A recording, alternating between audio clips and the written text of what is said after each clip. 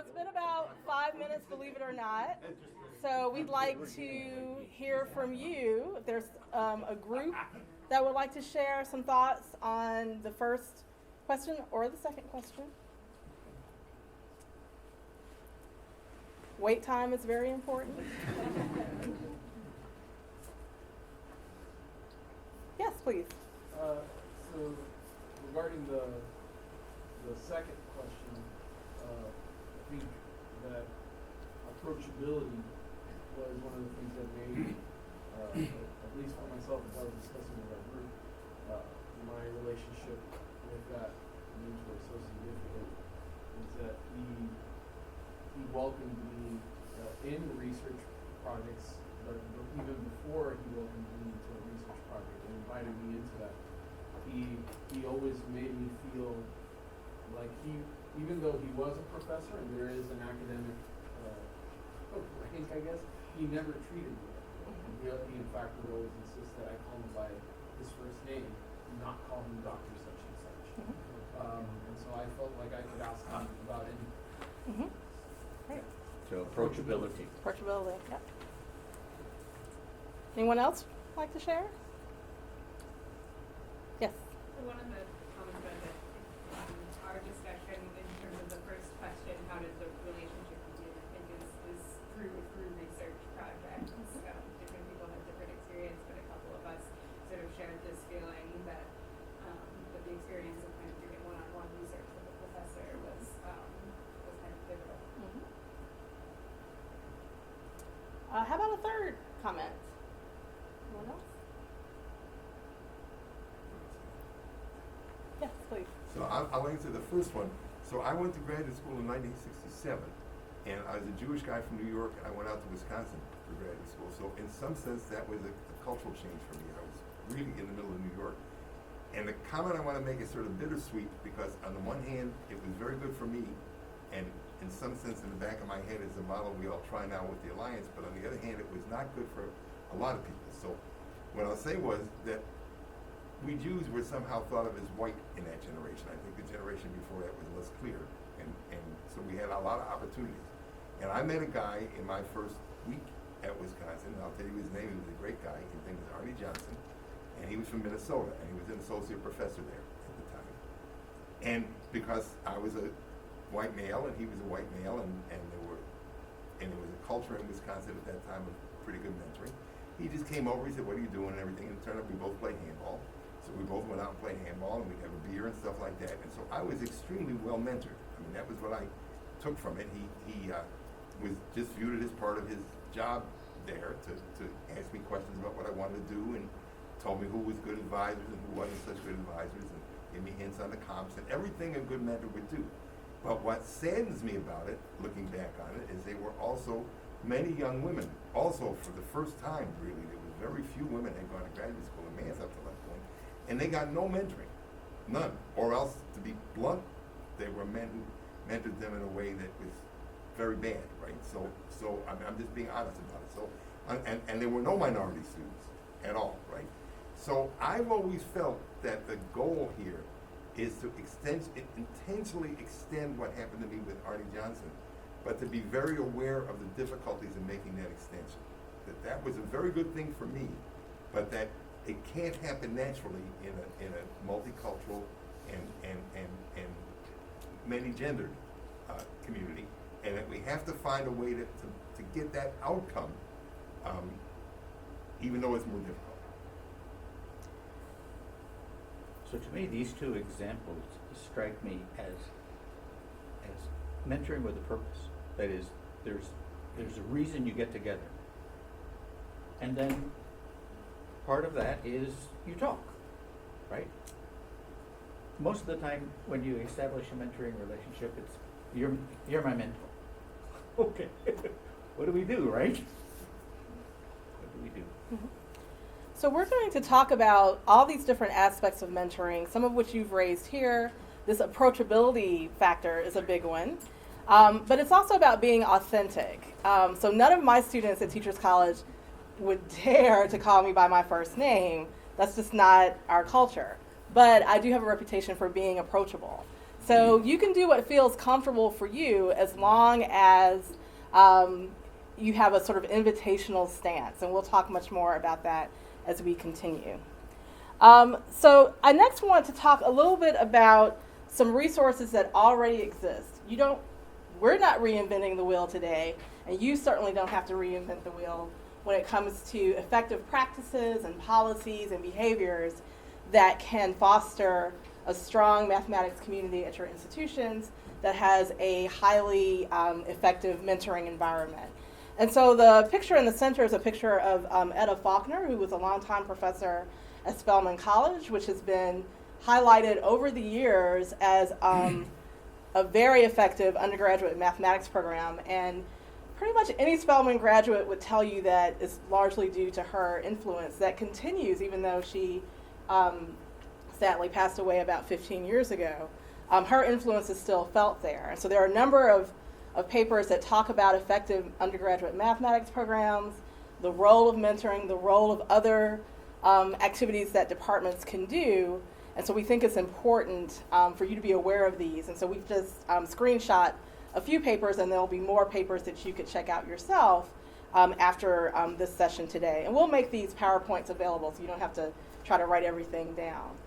The quotation that's at the top is from a paper that Etta Faulkner wrote in 1997 based on a speech she had given called The Challenge of Diversity.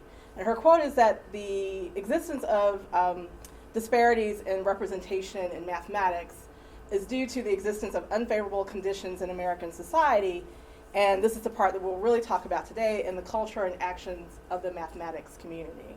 And so we don't want to focus so much on these unfavorable conditions, but really mathematical establishment has put these barriers, and they established them. This is now traditional. Right? Why do students take GRE when we know that in fact GRE scores are not indicative of success? Well, it's because we can weed out applications and we don't have to look at so many of them. This is particularly true at the top schools. So one thing that one should look at are what is it that you are doing at your home institution that discourages students from pursuing careers in the mathematical sciences? So one great thing that happened this morning that I happened to hear was there was a session where three professors of mathematics were talking about their experiences getting to the professorship. And the first speaker, whose name I'm sorry, don't recall, was talking about how he had always done well in mathematics, and he did well in mathematics in his undergraduate program, but he didn't really know what to do with mathematics, and so he thought, oh, I'll be a high school teacher because that's what you do. And he did that, and it wasn't until later he said, pretty explicitly this morning, that he didn't have mentoring in his undergraduate experience. So he taught for a while, and then he was still in love with mathematics, so he thought he'd do a master's program in mathematics. And that's when someone said, oh, you could really think about this career, and here are some things you could do, and now he's a professor of mathematics. So I thought that was an interesting story because it's one that is echoed by my own research. Something I didn't tell you when I introduced myself is that as a professor of mathematics education, I'm really interested in the factors that support people's development in mathematics, from little kids to adults. So I'm always interested in bringing more people into the fold of mathematics. So I did a study some years ago of African American mathematicians in the United States, looking at their formative, educational, and professional experiences in mathematics with an eye towards gleaning from their stories things that we could learn to help, quite frankly, K through 12 education and to help K through 12 teachers in terms of having better teaching practices and improving the teaching of mathematics in elementary and secondary education. So this quotation, which is pretty lengthy, and I'll just highlight a few parts, comes from a mathematician that I interviewed for that study of African American mathematicians. I interviewed about 40 mathematicians who ranged in age from 30 to about 90. And this person had this to say, and you can see in her comments, she's talking about her professor at her undergraduate institution who happened to be the only woman. I think she probably would be a mentor, and I remember doing this interview, And there was some question about what a mentor is, what a mentor does. So as we read through the highlighted blue sections, I think really capture some of what a mentor does. She would have been the person who mentored me because I asked her some career questions. I had some real questions whether I could become a professional mathematician. And here's the kicker that we hear still so often in 2018. I'd only learned about the existence of that profession late in high school, maybe in college. And I wasn't sure I was the right social class because at that point it looked like a profession where these are typically people whose parents are professors. I wasn't absolutely the top student in the department. I was certainly reasonable and respected, but the question was whether I could go on. And I remembered consulting with her, and she was quite encouraging, by the way. So we get a lot of information just from this one quotation about how someone had a conversation or several conversations that inspired this person to continue in mathematics. So I want to look at the title of this slide, Mentoring as one component of effective mathematics programs. Do math departments think about this component when they establish their undergraduate program in mathematics? So Roberto Soto, who was talking in the session today, pointed out that he's in a very good undergraduate math program, and yet not getting information about mathematics. The third speaker back there, I'm sorry I forgot your name. Anthony Edmonds. Right? Mentioning again, she's working with her English teacher to decide what math courses to take to fill in her schedule. So one thing that math departments have not done is to think of mentoring as a responsibility that they have in their undergraduate program. It is not enough to simply offer a math major. We have to do more than that. So this next slide highlights some other themes that came out of the research that I did for this book on African American mathematicians. And I think there are some really important things for us to think about here. The first thing is, who are mentors and what do mentors do? I would make a case for this English advisor being a mentor in a way, because instead of saying, I don't know anything about that, there was an attempt to be helpful. I'm sure we could think of some other things that that person could have done, but that's not bad. We hope that students have been mentored before they get to their undergraduate institution, but sometimes not. Sometimes they have by their high school teachers, by neighbors, by parents who perhaps had interest in the mathematical sciences. The second thing I would like to highlight is that the mentoring is often content driven. So this was something you raised in our first discussion, where you talked about the mentoring was around research and being invited to work on a research project. And so we see that in these mathematicians' stories as well, that it can have a social component, but not always, and it most often starts with a content-oriented focus. There are a range of mentoring styles, and I cannot overemphasize that enough. So some things that people said were things like, it was a tough love kind of mentoring. You had to do what the person said. Someone said, I felt really nurtured and encouraged and supported. Another person said, it was the most demanding experience I ever had, but it made me who I am today. And so there are lots of different ways to be an effective mentor. I think the key element is one that the student feels as though they belong to mathematics and that you are trying to bring them into the mathematics community. Mentoring is described as in lots of different ways in terms of duration. It can be a conversation with one person, sort of giving advice about what step you should take next. It can be a sustained relationship, so that's important to remember. There's also this idea, a lot of the mathematicians were exposed to high quality mentoring beyond their undergraduate institutions. So it might be people in the field through Math Fest, as someone mentioned this morning, or any of the mathematicians conferences that happen where they receive mentoring that's not directly tied to their school. That's important. And finally, the value of peer mentoring. That was spoken about a lot in this study and continues to be very important. So I want to, again, look at this title, Mentoring as a Component of effective mathematics programs. And the second speaker in today's panel pointed out how effective the program of study is there, right? There is a faculty member who brings a student in and says, you're going to be a math major.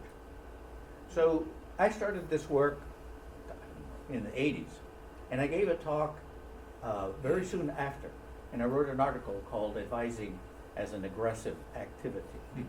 So a student comes into my office, they're taking calculus, they don't have a major declared. With high probability, they're a math major by the time they leave. And I gave a talk once, and the mathematicians complained, say, you can't do that, they're adults. There are these excuses that mathematicians use so that they can put a barrier between themselves and the student. Now, one of the things that we want to emphasize is mathematics. It is mathematics that we are using as a draw to bring students into the quantitative field, right? We're not asking you to take them out to dinner. We're asking you to use your mathematical experiences as a vehicle to encourage students to the further study of mathematics and to show them how it is that mathematics can help them in their careers. The first thing I ask a student when they come into my office is, what are your career plans? What are you thinking of doing? And then my responsibility is, how is it that mathematics can enhance the student's opportunities to follow those career paths? Mhm. So again, it is mathematics that we are using to continue this conversation, to initiate a conversation with a student. But how do you make it less awkward, right? So a question I would like you to talk among yourselves is, how would you begin a mentoring relationship with a new student, one that you are just meeting, right? What questions would you ask to promote dialogue between you and the student, but one that shows interest and concern for the career path that that student is selecting, right? I'd like you to talk a little bit about this. So we'll give you about 5 or so minutes to talk among yourselves and groups again.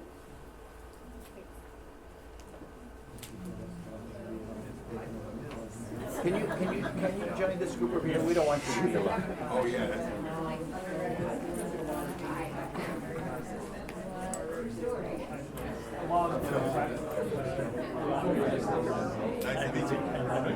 nice to meet you.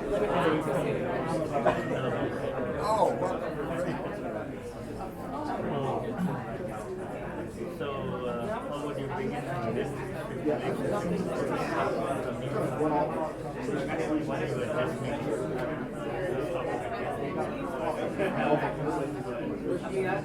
have students in your lab or in your working with you?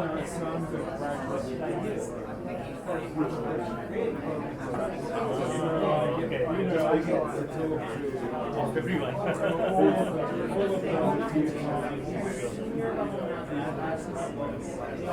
So how do you begin the discussion? Yeah, usually I begin to how's the semester going? What's going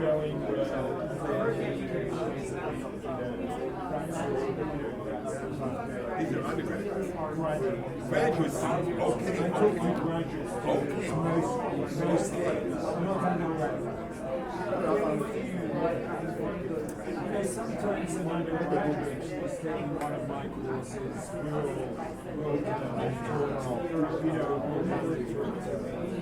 I mean, besides the usual office hours, How long have you been having that now? Do you know Shawana? Shawana? Yes, yes.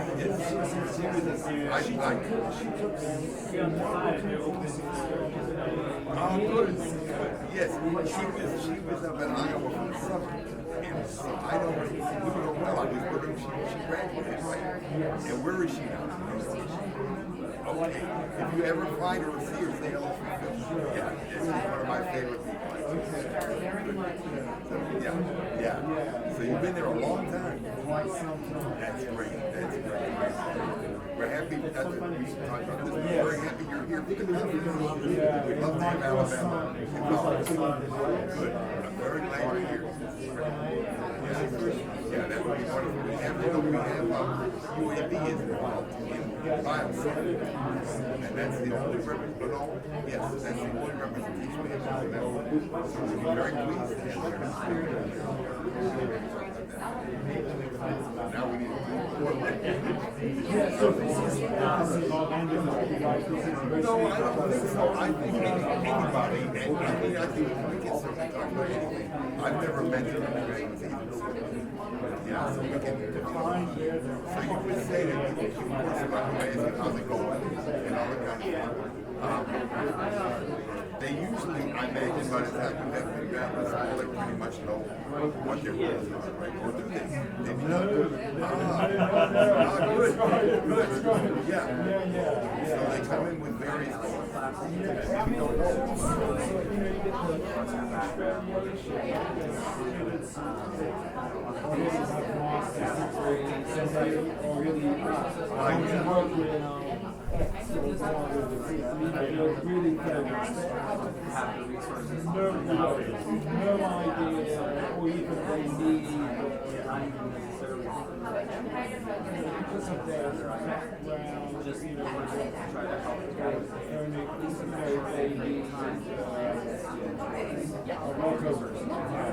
Yeah.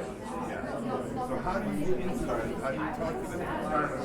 The second question is how you have a dialogue that shows consistency progress. I think in this case it's more about how do you get them to talk about how do you advise them? I think about it all the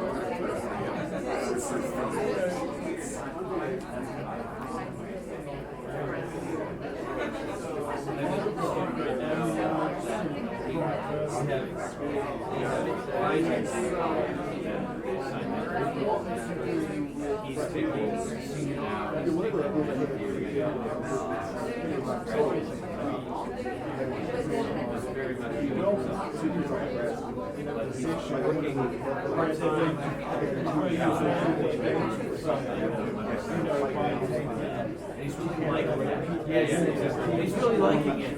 And like he's liquid, like yes, I really like this. Something that you got. Where's that for the FBI? Like you might like go for this. That's a very hard discussion. That's a very hard, yeah. So, but I think that's good. So they're scared to not even grasp it. That's all they're looking. How do you decide to accept it? I think sometimes we have to, For example, so that maybe no. I think he could do it, but I think the right thing for him to do is follow this because he's really liking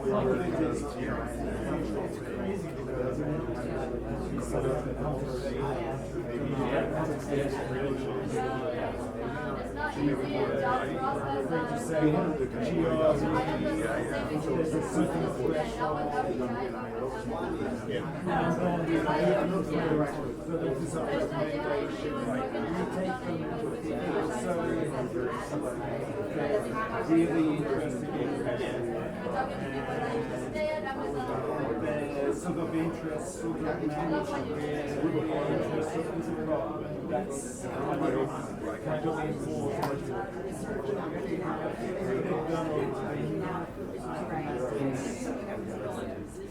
But we still are going to accept it. that's what I was wondering about. How you Because you don't want to do this, they're all going to succeed. Right? I mean, the last thing you want to do, especially if they're minorities, you don't want to take a student in, and then they don't do well. I mean, it's a terrible thing.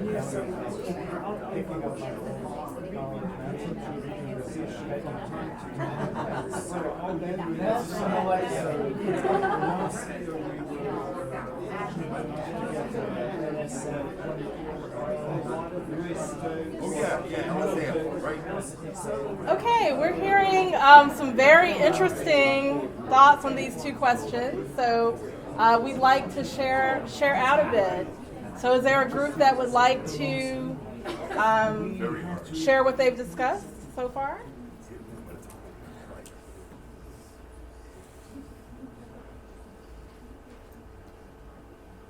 So I guess I can share out what our group was just talking about. So this is an idea that I was thinking about when Dr. Soto on the panel was mentioning about kind of having a vision of where you want to be in the future. This is like maybe an experiment that I teach a lot of first-year calculus courses, is to have students write down what they're interested in as far as a career, and then have them turn that into you.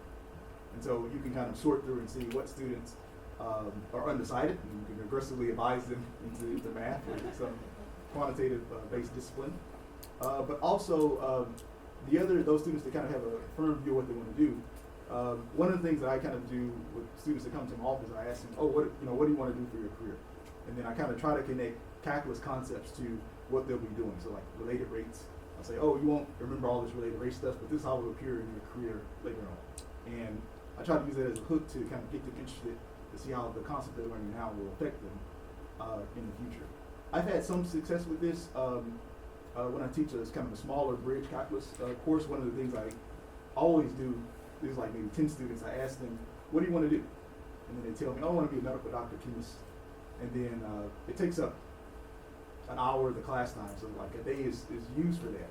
But it's valuable because a lot of students say, no one ever asked me that. And that kind of starts a dialogue and say, I know what I do, I want to know what you want to do. And I kind of make this connection between what they're doing now and what they want to do in the future. And that's one of the things that we talk about. Great, thank you. Anyone else? I guess I'll say I kind of take the opposite approach. A lot of people here in our group, people were also asking what students wanted to do, but I realized what I tend to start with is looking backward. What happened that made you excited about mathematics? Because for one thing, I think a lot of students will say something in answer to what they want to do, which isn't what they're going to end up doing. And if I hear a student tell me about something that excited them about mathematics, then we can get excited about that together, and hopefully that will evolve into some suggestions about what might be a good direction to go. Thank you. Other thoughts? Yes. Well, I don't think it was mentioned. I don't advise them. I do advise them to be in math, but sometimes when they're set, I'll just ask them to take one more class. And I have had success in that. And I was just telling you, there was a student, she was in Spanish medium. She was in my calculus class. Take one more class. And then take one more class. By the time she finished her bachelor's degree, she was almost there with a bachelor in math. So she stayed for 1 more year, graduated. Now she is, if she hasn't earned it, she is almost finishing a PhD at the University of New Hampshire. Thank you. Yes, please. Well, in our group, we were talking a lot about the broad applicability of mathematics and the fact that sometimes as a math major, you might not see a lot of, quote, opportunities that are explicitly asking for a mathematician, but that belies the fact that really in mathematics you're being trained to think critically, to communicate, to solve problems, and of course that's applicable in almost any career. And so we were talking about the fact that sometimes as a student who's been trained in math, you have to be able to sell yourself in this way.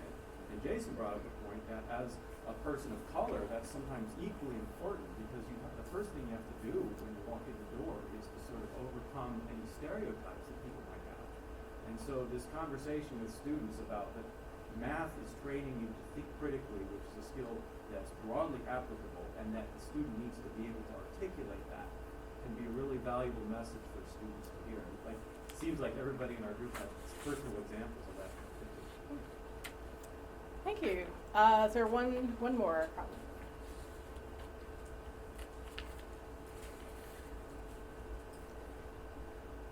Or not? I would just say, and Bill and I talked about this a lot, we don't want to focus on sort of negative stories, but you've all heard them, and you can read about them in a lot of these articles and books that talk about people's experience in mathematics. So I'm not trying to make you feel apprehensive in any way, but this opening conversation with students is often very important. In my research, I've come across lots of stories where people say, well, I had a conversation with this person, and that turned me off, and then 2 years later, I was lucky, or serendipity, or whatever, and this other person got me back in. So there are some things not to say, and you can find examples of those all over. But these are all very good ideas, and I think most of them really do point out it may depend on the student how you approach. You might not use the same approach for everyone. So you've shared some really good ideas here. So Can I wanted, add something yeah. really quick to that? Because that's such a big point. I brought a student, an undergraduate student about 4 years ago to the School of Dreams. I think it was in Phoenix, Arizona. And this student had a first conversation with a mentor assigned. And that first conversation we ever had scared him away from grad school because of some of the comments that the professor made were very, very old school type of thing. Well, you got to understand, you're going to live your whole life and you're going to be locked up in an ivory tower and doing proofs and you're not going to have a social life. The student had no idea of anything about grad school, and that was the first conversation. And while there's some elements of truth to understanding that, yes, to progress in graduate school requires a lot of work and dedication, definitely was a very narrow-minded and one-sided perspective. So first conversations can scare away prospective students. This student was an outstanding student, just never went to pursue a PhD because of it. So yeah, first conversations. I'm sorry I did that. I wanted to comment, to follow up on something that you said. You know, we are not encouraging students to get PhDs in mathematics at the undergraduate level. We're encouraging them to get an undergraduate degree in mathematics, or to include more mathematics in their program of study. But then the following question is tremendously important. What do you do with an undergraduate degree in mathematics? We need to be able to answer it. We need to be able to have stories of our advisees who majored in math, earned a degree in math, and went on and did something that didn't include getting a PhD in mathematics. How do we build up those stories? Right? Yes?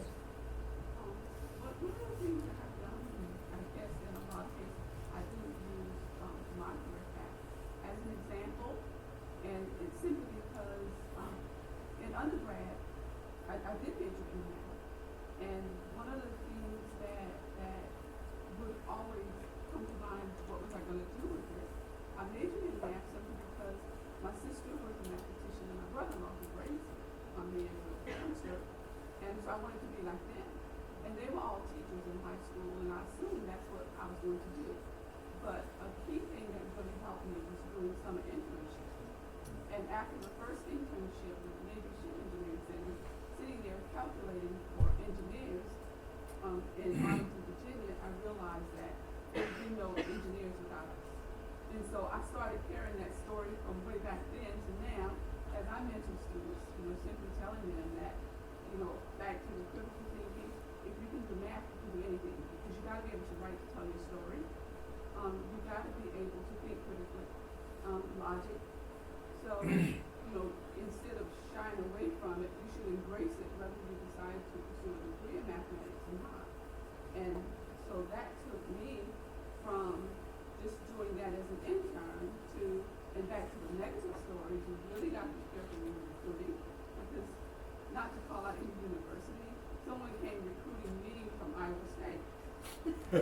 when I was an undergrad.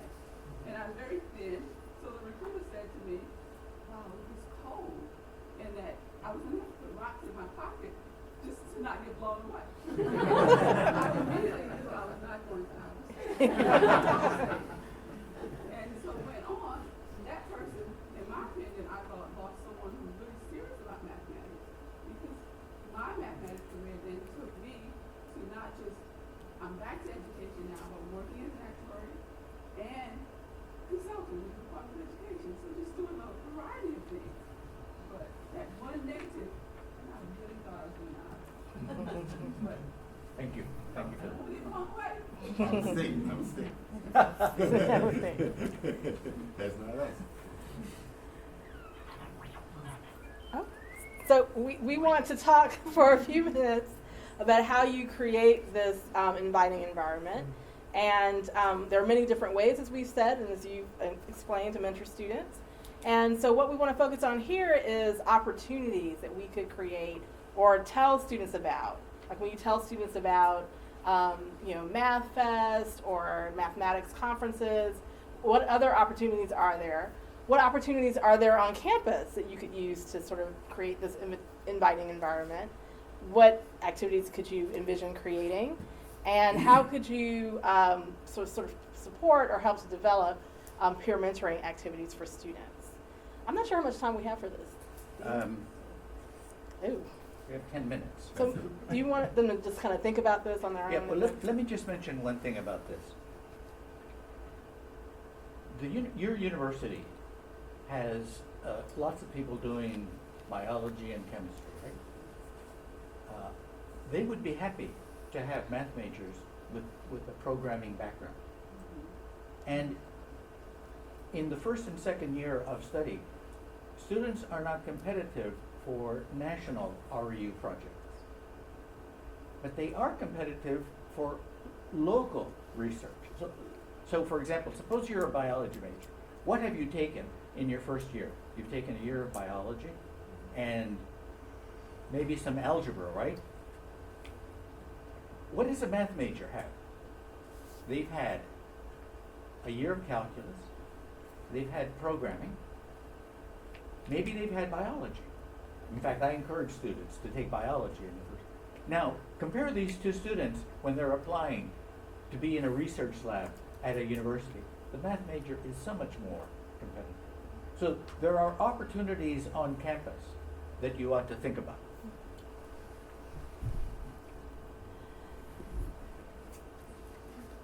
So as you may be able to tell, this is not Bill and my first time presenting together. And so we did a workshop at Park City Mathematics Institute 2 summers ago that was a week long. So we're trying to give you all this, well, a little bit of what we did in an hour, which is tricky. But this is something that the Math Alliance is proposing to do. So this is why we're here. And maybe Bill will want to speak a bit more about that. Yeah. So the interesting thing about this workshop, it's a week-long workshop at Park City. This is a great experiment. And one of the participants, so what we did was we asked the participants to tell us what their final thoughts were. And Eric and I would gather them together. We would not change anything they said. We would just put in connections between their thoughts. And we published this article in the notices not too long ago.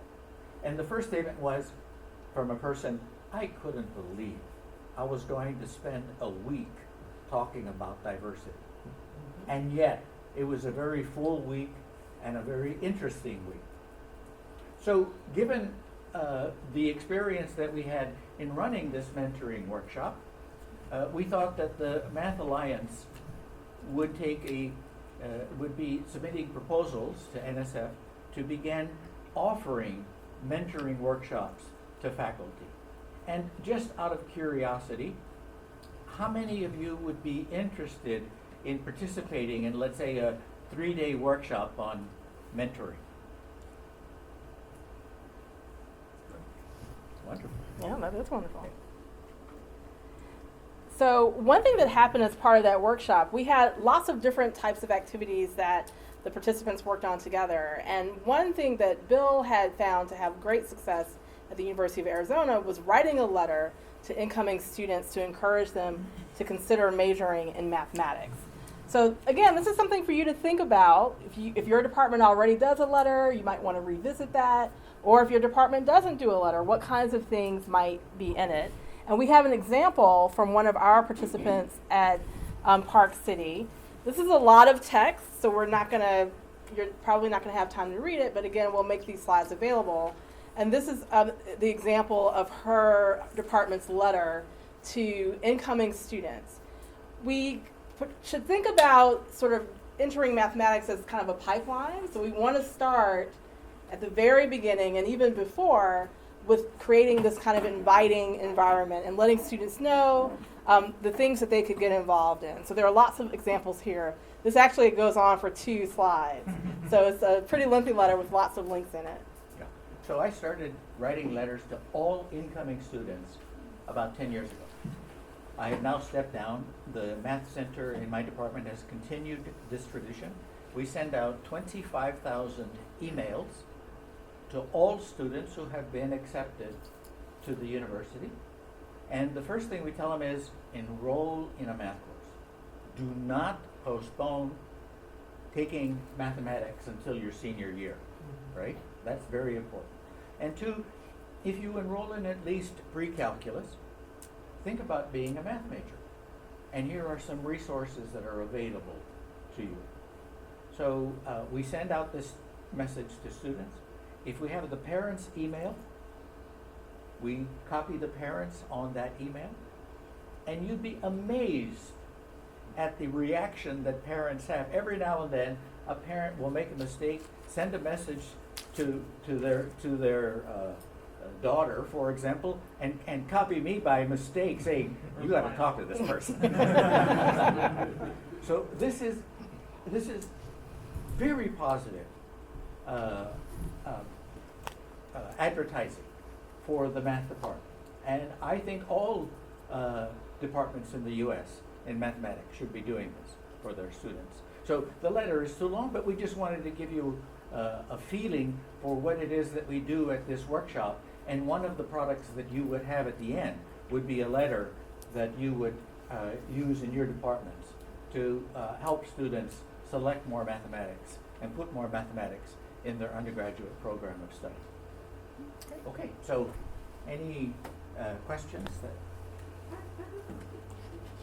you, in sending out these letters, come across students who thought they did not like mathematics, and after getting the letter, took this math class, and it turned out they really liked math and they could do it? Have you come across those students?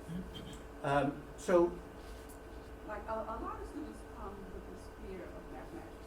They just hate math. They don't want to take it. Somebody has programmed them that you're not good at math, math is hard. But just by a little encouragement, they come into the program or come into a class and realize it's not that hard. Come across students like that. sure. So yes, in fact, I get messages from students saying, there's no way I could be a math major. I've done very poorly in math. Okay, the question is, how do I respond to that? Right? So, I am sending the letter under my name, under my email. I have to reply to these, right? Over the years, I've been sending these messages. I've collected them, right? So if there's a theme, I don't have to construct a new message to a student. So, how many of you are aware of this website called Coursera? Okay, not many. There's a website called Coursera that has amazing courses. One of those courses is a course on learning how to learn. So, a student says, I haven't done well in mathematics. The question is why, right? So what I do is I send them a link to this course. It takes maybe 15 hours to go through this course. I found it very useful. In fact, my letter has a link to this course asking students, take the course before you arrive at the university. It will help you be a better student. Did that answer your question? Sort of. Yeah. Yes? I wanted to comment a bit about the slide we skipped on creating new initiatives. Uh-huh. So one thing, so I am actually a graduating PhD candidate in mathematics. I'm not a faculty member. I'd like to be one, hopefully by next year if someone hires me. What is your name? Tim McEldowney. And we're graduating from? University of California at Riverside. So, just mention it. Excuse me. One thing that I've done over the last 2 years is create an equity summer program for undergraduate math majors at my school. And this has led to a very large transition of the student body there to be out into the mathematical field. So what I did specifically is just a month-long workshop on abstract algebra, real analysis, supposed to prep them to take those classes in the coming year. But they come for that, but then you've got them in a room and you can actually provide them career mentoring. You can invite in speakers. Well, they had 5 different speakers from all lanes of mathematics talking about, all right, these are the next steps. These are the conferences you can go to. I now have 5 participants from that program here at the Field of Dreams. So you just need to make things that they want, and then you've got them as an audience. Right. That's a wonderful example. Mm-hmm. Yes. I would like to emphasize how important you said that you start with freshmen, including freshmen and freshmen. I am right now reading your faculty learning community memory, and before I did that, I started to ask around in the math community if they have any good resources for mentoring. Everybody who wrote back to me equates mentoring with research. They don't understand that there is a difference. So when the students are at the level that they are doing research, we lost most of it. So it's really, really important to start nurturing. Right. You know, if we could convince our high schools, teachers of mathematics, that mathematics is useful, that would be amazing, right? Students in high school are simply not informed as to the importance of mathematics and the career paths that are available for students who take more mathematics as undergraduates. Well, I will say that some high schools do better than others. And so I think there are some really good examples in the literature of colleges that have high school partnerships. So this is one way to do that, to offer programming that brings in high school teachers for kind of math teacher circles, which helps them to further develop their understanding of content and how it's relevant to students' future learning and careers. So there are some examples, but I will agree that this is the work that I'm trying to do and to try to ameliorate. A lot of what happens in high school mathematics, unfortunately, underscores not such a great message about mathematics. I think we're technically, we have 3 minutes. So I just want to Perfect. point out this last slide. So, I'd like you to think about what is it that you would do. And I would be more than happy to have a conversation with you by email on your thoughts. So if you want to, if you think that some initiative might be useful and you would like to talk to me about it, send me an email. More than happy to have a communication with you now that I'm retired. Right. That's the salient point. Great. If there are any other questions or comments, we're happy to answer them. But thank you so much for being here, and we wish you luck. Okay. Thank you.